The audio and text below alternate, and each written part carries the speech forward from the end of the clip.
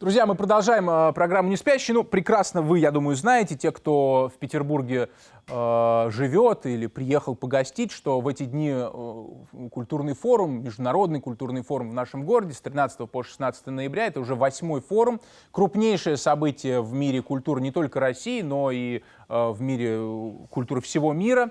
И вот у нас в гостях кавалер ордена Британской империи, ни больше, ни меньше, директор международных и культурных проектов Ассис Карреиро, человек, который огромное количество времени и сил своих посвятил развитию балета во всем мире, развитию танца, руководила разными совершенно институциями, Royal Ballet Flanders, или, например, была специалистом по танцевальной программе в Dust at Belly Франкфурт Уильяма Форсайта, была директором по публикациям, образованию и пропаганде Национального балета Канады. Она специалист по стратегии в культуре Высшей комиссии Канады. Сейчас работает в Канадском доме в Лондоне и Национальном театре искусств в Канадском совете. В общем, работала в качестве художественного советника в Dance Sisters Rural Retreats. Это будет в 2020 году. В общем, куча проектов. I'm just mentioning all your positions for our viewers to understand that you are here and what we're going to discuss. Thank you very much for coming, and it's a pleasure for us to meet you here in Sleepless Show. Thank you. It's a pleasure to be here in this beautiful city of yours. Да, это большое удовольствие для меня быть здесь, в этом прекрасном городе. Спасибо, что вы меня принимаете. Одна из дискуссий, в которых наши гости принимают участие, называется «Робот против человека. Какие навыки победят?». И мы решили немного об этом поговорить, потому что по данным The Future of Jobs Всемирного экономического форума, более трети навыков, которыми работодатели по достоинству оценят в 2020 году, это то, что роботы делают лучше, чем мы. Действительно, это так. So, one of the discussions you take part in is about human versus robots, right. And that's pretty bizarre because I don't think you're a scientist, but you're inside of this discussion. So, what from the part of the dance you think will happen? Will they replace us? Победят ли нас роботы? Заменят ли они нас? Yeah, it is a strange discussion for me because I think everyone else is from the sciences on the panel. Да, действительно, я единственный не ученый в этой панели. So I will bring the human side to it because my life, my work is in dance. I don't think we will ever be replaced by robots. Я всю жизнь занимаюсь танцем, и, конечно, мы никогда не будем заменены роботами. But I think robots and artificial intelligence and just the world of technology that we live in today has influenced and will continue to influence how we work. I don't think they will replace us. But you can't have robots without creative people. Да, но действительно я понимаю, что роботы и искусственный интеллект постепенно все равно как-то будут на нас влиять, но вы бы никогда не получили роботов без людей, поэтому они нас никогда не смогут заменить. So I think where robots will influence the most in dance and in the arts in general is very much behind the scenes. I don't have to go to a box office in person or even pick up the phone to buy a ticket. Да, поэтому за кулисами, да, конечно, они нас могут заменить. Я не должен идти, мне не нужен человек для того, чтобы, например, приобрести билет. Да, конечно, я могу просто сделать это электронно с помощью робота. So last week, the National Theatre in London announced it will be paperless from now on. Really? Yeah. No paper tickets. No paper tickets anymore. Just show your smartphone. Да, например, национальный балет Лондона в прошлой неделе объявил, что больше никаких бумажных билетов у них не будет, только смартфон. If people don't have computers at home, they will ease that for people, but in general, paperless. Да, если у вас нет компьютера дома, это просто вам будут как-то объяснять, как это сделать, помогать вам, но, в общем, без бумаги. And I don't have to go to the Opera House in London to go and see a ballet. I can watch it in my cinema, where I live, live even, which is incredible. But there still is someone live at the other end giving that performance. And that's why I think the art will never be replaced. The technologies will help making the art more fantastic, more technically, the stages, the lighting, the administration, the marketing, social media, all those things influence and back up the live. But I think the live, it's human. It's about humans. It's about spontaneity. We never know. Last night I went to the Mariinsky. I don't know if she's going to do 2 pirouettes or 3 pirouettes because it depends on the night. And it's that magic of the emotion. And we humans, we are tactile. We want to be part of something. even if you get rid of every shop on Nevsky Prospect, there'll still be cafes and places to do your hair because you have to be there. Окей, I'll ask you for a small pause. Да, действительно, вы знаете, я думаю, что мы никогда не будем заменены роботами, потому что мне, например, нет никакой необходимости для того, чтобы посмотреть балет, мне не нужно идти в оперу, я могу дома посмотреть это в соседнем кинотеатре. Но все равно, даже если идет трансляция, кто-то есть на том конце, кто-то живой, кто делает это, кто показывает мне выступление. Это связано, конечно, изменится маркетинг, конечно, изменится все, что касается рекламы, и, может быть, производство, и с помощью роботов и техники, и искусственного интеллекта постановки станут еще более красивыми, еще более интересными, еще более насыщенными. Но мы тактильные люди, мы хотим ощущать. И это значит, что мы тактильные существа. И это значит, что, например, на Невском проспекте все равно будут кафе, в которых есть люди, а не роботы. И это очень важно. Поэтому на самом деле ничего страшного не произойдет. So you're not like being afraid of, robots changing us. You think everything is pretty good still. Вы не думаете, что робот нас заменит? Все по-прежнему в порядке. I think in my lifetime, I don't think I'm good. Думаю, что на моем веку все-таки все будет по-прежнему хорошо. And I think we have to be careful. Humans are amazing. We are creative. We invent things that are dangerous and can destroy the planet. Robots, if you aren't careful, they could take us in the wrong direction. But if we are smart, they can really make a big difference in helping the art form. But to replace, then what's the point of all of us then? Да, но, понимаете, мы, конечно, очень изобретательное человечество, и мы потрясающие, и мы можем многое сделать. Мы можем изобрести то, что опасно, то, что может разрушить человечество, но если мы пойдем в ненужном направлении. Но заменить нас нет, этого, конечно, никогда не произойдет. Хотелось бы от дискуссии про роботов все-таки задать еще один вопрос, как мир балета меняется, может быть, или мир танца меняется. So, nothing changes like on stage with robots. Yes, something changes behind the scenes, but nothing on stage. And you think it will never change, like dance of a robot and a human? Oh, I think there might be pieces about that. A very well-known choreographer, I think, who's worked at the Mariinsky, Wayne McGregor, he works a lot with the body and with scientists behind the scenes, with imaging on stage. So I think what you could do with the stage, I once did a performance with Wayne where we were working with a company in Sweden. I can't remember the name. Gothenburg Ballet. We watched Gothenburg Ballet live on a screen and Wayne McGregor's company live in England.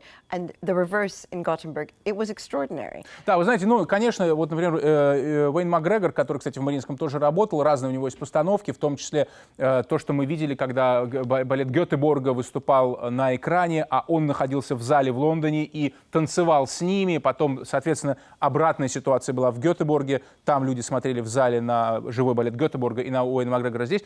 Это понятно, да, такое возможно, но заменить нет, в этом случае нет. So, наши гости очень много лет посвятила продюсированию в области хореографии, и хочется вообще понять, как менеджмент изменился с ее точки зрения, как меняется технология, как меняется индустрия. So you've been working in the ballet in the area sphere of dance for many years. Many years, yes, and that's what I've mentioned in the beginning. So how did the industry change for these years? Are there some things, some features you can mention? I think the behind the scenes has changed extraordinarily. When I started, I'm going to show my age now, I started working at National Ballet of Canada in 1981. Знаете, я начала работать в Национальном балете Канады в 91 году. Многое изменилось с тех пор. We had no marketing department. У нас даже не было отдела маркетинга. We didn't know what it was. Мы просто не представляли, что это. We had no computers. We had typewriters. So look at the journey. Да. It's extraordinary. И у нас были только печатные машинки, не было компьютеров, поэтому посмотрите, какое путешествие прошло за это время. Social media is shifting how dancers and companies project themselves to the broader world. Sometimes it's almost too fast, but it's things we can't control. Да. So before you had to approve a photo, dancers now are taking pictures and putting them on social media. dancers are selling themselves on social media and advertising themselves to promote, which helps the company. So all those bits of technology have really changed. Социальные медиа, социальные сети, конечно, очень сильно все изменили, потому что теперь больше вам не нужно часто промоутировать артиста, танцора, потому что он сам это делает с помощью своих соцсетей, и это очень нам, конечно, помогает. Это действительно так. I also, I mean, I work in contemporary dance and ballet. I think those two worlds are much closer than they've ever been. И мир современного танца и балета сейчас очень близки друг к другу. Раньше такого не было. And that's exciting when Akram Khan can create a Giselle for English National Ballet, when Wayne McGregor, who never took a ballet lesson, comes and makes a work for the Kirov. That's an exciting world. Да, и когда хореографы могут делать то, что они делали раньше, переезжать из одной страны в другую, это потрясающий мир. I think it asks a lot more of a dancer, because the training, especially of a ballet dancer, is very specific to a ballet repertoire and can cause injuries. And so I think we probably now need to start thinking about how to prepare a dancer for that mixed repertoire. For this fascinating world. Yeah, and to avoid injuries. Да, и, конечно, очень сильная нагрузка возросла на танцовщиков, на танцоров, потому что им надо, и на балерин, потому что понятно, что они делают, может вызвать травмы, и мы должны по-другому смотреть на них, стараться помочь им не травмироваться, стараться не вредить себе. И это очень важно. So, yeah, I think we're living in exciting times, and ballet has had to open itself up in both to repertoire and the kinds of people we see on stage. Not so much here in Russia, but in America and in England, we have swans of every color on the stage now. Yeah, and that's on the other hand. On the other hand, there are people who are against that, that who don't like it at all, saying that the classical. Да, и, конечно, мы живем в прекрасные времена, когда многое меняется, и, например, в России, может быть, в меньшей степени, но, например, в Соединенных Штатах и в западном мире у нас есть балеты у нас есть лебеди всех вариантов, всех разных цветов кожи и разных рас, абсолютно разные люди. И на что я возразил, что не всем это нравится. Некоторые считают, что классический балет по-прежнему, европейский балет должны представлять европейские танцовщики. So as you know, there are people who still think, and while we can maybe agree with them on the other hand, that the classical European ballet should be danced by the European dancers. What do you think about that? I think we're on dangerous territory. Это очень опасная территория. Because if you want to, if taxpayers are paying for you to have a company, and people in the audience need to feel, especially children, to see themselves on stage. Да, очень важно, чтобы люди, которые находятся в зале, они были представлены на сцене. So if your city is made up of a rafter of cultures and backgrounds, your performers need to reflect the world we live in, I think, because the world is very globalized. We all know what's going on. We are multicultural societies, many of us, some not so much. But I think the world is changing. Once upon a time, we would say a dance company in wheelchairs would not be possible. But now we see all over the world professional companies with a mix of people with Down syndrome or in wheelchairs performing together. And whether it's on community, grassroots, or professional, and I think the world has changed. Yes, it is. Да, и, конечно, вы знаете, это довольно интересно, потому что, например, если у вас город, зрители, аудитория, которая мультикультурная, мультинациональная, они, конечно, хотят видеть на сцене и должны видеть на сцене таких же, как они. Это касается не только цвета кожи или расы, но это касается и того, как сильно изменился мир, потому что, например, представить себе людей в инвалидных креслах, в колясках на сцене раньше было невозможно, или там артистов с синдромом Дауна, а сейчас это происходит. И это говорит о том, что мир меняется, и вообще искусство таким образом тоже меняется. Дело в том, что наши гости еще и принимают участие в дискуссии, посвященной инклюзивности, посвященной доступу к разных групп к искусству. I'm saying that you also take part in a discussion on the inclusion of the people to the art. That's why you're talking about the wheelchairs, dancers, and all these things. I'm just explaining to the people. Yes. Yeah. So coming back to the world of dance and to the world of ballet, what do you think about the actual, let's say, what is the success? How you should understand that this or that thing is successful, because ballet and opera and like classical music are pretty elite things, so maybe the matter of money and the ticket sell is not the exact value. Как вы относитесь вообще к понятию успеха в классической музыке и в балете, потому что мы прекрасно понимаем, что это, в общем, элитное или искусство во многом, и, может быть, не всегда количество проданных билетов является мерилом успеха. How do we value it? Да, интересно, как вот мы это оцениваем, действительно? I think, especially here in Russia, you have this great tradition at the Mariinsky of the great classics. Some people may call it museum pieces, but someone has to preserve them. Да, вы знаете, вы знаете, что здесь, в России, у вас, тем более особенно в Мариинском театре, есть огромная традиция, и некоторые называют это музеем, но на самом деле должны быть те, кто сохраняет это.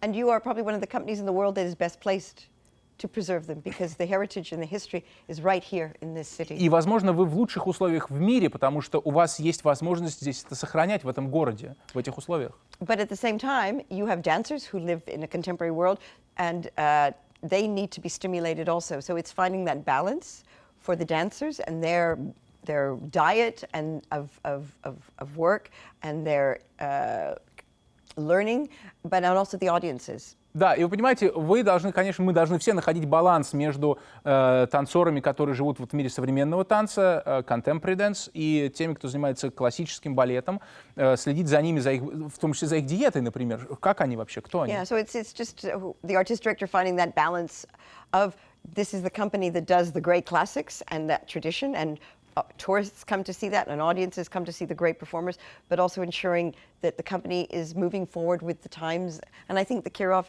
he was the Kirov when I grew up, and Mariinsky continues that tradition, and it's finding that delicate balance. Да, и вы знаете, вот тут самое важное, что Кировский театр, Мариинский, поправляется наши гости, раньше он был Кировским, любой театр должен находить этот баланс между современным танцем и классическим балетом, и художественный руководитель, артистический директор должен за этим очень внимательно следить, что, мне кажется, здесь удается. And then you are very relevant for the future. That's, you know, there's value in that. И это условие качества, это условие настоящей ценности. Тогда вы релевантны для будущего, и это очень важно. So not the ticket sales. Of course, ticket sales are important. Ну, конечно, это важно. And in the West, in Europe and in America, everyone has to do Nutcracker to pay for the contemporary work. Да, и все делают щелкунчика во всем мире для того, чтобы оплатить какое-то современное представление. Yeah, it's much more difficult to sell a triple bill of 3 works. Да. I don't know if that's the same here in St. Petersburg, but in England and in America, it's really frustrating because, in my view, if you've never been to the ballet, it's much more interesting to go see 3 works, because of the 3, you might like one. If you go to Sleeping Beauty and you don't like, then you don't like the whole thing. And in the days of Diaghilev, when he brought Sleeping Beauty to London, the audiences didn't want it. They wanted Scheherazade, they wanted Faun, they wanted the contemporary work. And I just wish we would find a formula to bring those audiences to see the magic of those triple bills. Yeah, okay. They are amazing. Да, и вы понимаете, очень важно сделать такой, так называемый, тройной счет, когда вы можете посмотреть сразу несколько спектаклей и понять, ну что-то вам не нравится, а что-то нравится. Например, когда во времена Дягилева никто не хотел смотреть «Спящую красавицу», все хотели смотреть Шахерезаду. Но в результате Дягилев это им показал, и это стало классикой. Поэтому мы должны, конечно, очень много внимания уделять тому, как новой аудитории показывать и придумать эту формулу, как новой аудитории показывать классический балет, для того, чтобы она могла развиваться и понимать, из чего растет современный танец. Unfortunately, we have to say goodbye to each other. I'm sorry for that. Мы, к сожалению, должны попрощаться. I wish you good luck on the forum here. And very, like they usually say, truthful discussions. Thank you, спасибо. Спасибо, да, пожалуйста. Спасибо большое, пожалуйста, большое, сказали мы друг другу. Вот такой у нас был разговор с госпожой Карреиро, участницей одной из дискуссий, даже нескольких дискуссий на культурном форуме, человек, который очень много сделал для балета и современного танца. Мы с вами на этом, друзья, прощаемся. Пожалуйста, не забудьте подписаться на социальные сети телеканала 78, потому что там много всего интересного. Ну, а увидимся мы с вами когда? Через неделю. И я надеюсь, что у вас все будет в порядке. В 0:35 вы включите телевизор и посмотрите нашу программу «Неспящие». До свидания, всего доброго.